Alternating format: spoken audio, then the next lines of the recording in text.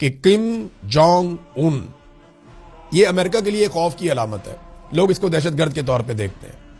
अब हुआ यह है कि शुमाली कोरिया और जनूबी कोरिया का एक पंगा चलता रहता है। जनूबी कोरिया को अमेरिका सपोर्ट करता है और शुमाली कोरिया जो है उसके पास खतरनाक हथियार है।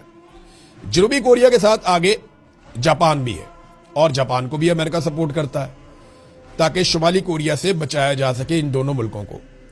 अभी जो लड़ाई हुई है इसराइल को महफूज बनाने के लिए, जब अमेरिका के सारे रडार तबाह हो गए मिडिल ईस्ट में, तो अमेरिका ने जनूबी कोरिया जो अमेरिका का इत्तेहादी है, जिसको अमेरिका बचाना चाहता है शुमाली कोरिया यानी किम जोंग उन से, तो वहां से अमेरिका ने रडार के सिस्टम और जो एंटी एयर डिफेंस का पूरा उनका सिस्टम है वो वहां से उठाए और वो सारे शिफ्ट किए इसराइल की तरफ, ताकि कम से कम इसराइल को बचाया जा सके, क्योंकि यहां पे तो खित्ते में जंग नहीं लगी हुई जनूबी कोरिया में।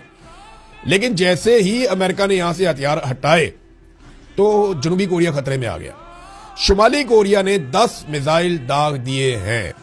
अब ये मैं आपको बता रहा हूं कि अभी उन्होंने किसी चीज को निशाना नहीं बनाया, लेकिन 10 मिसाइल उन्होंने फेंके हैं जनूबी कोरिया के समंदर में। और ये एक वार्निंग शॉट था कि हम यहां मौजूद हैं। उन्होंने चेक किया कि आपका एयर डिफेंस सिस्टम काम कर रहा है या नहीं कर रहा, क्योंकि एयर डिफेंस सिस्टम तो उठाकर ले गए इसराइल में अमेरिकन। तो अब शुमाली कोरिया ने इसको एक अपॉर्चुनिटी के तौर पे लिया। उन्होंने कहा चेक करते हैं इनका सिस्टम काम कर रहा है या नहीं कर रहा।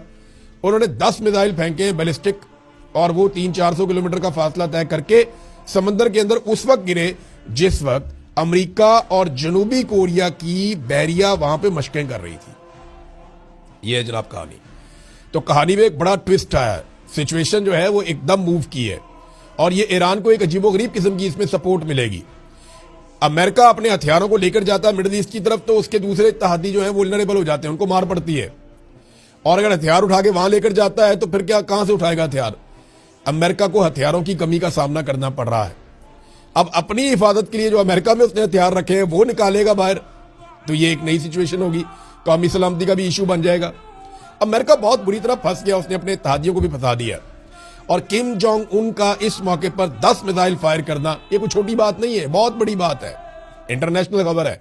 और उस वक्त करना जब अमेरिका और जनूबी कोरिया वहां पे मशकें कर रहे हैं, और अमेरिका अभी हाल ही में वहां से उठाकर एयर डिफेंस का पूरा सिस्टम इसराइल लेकर गया है।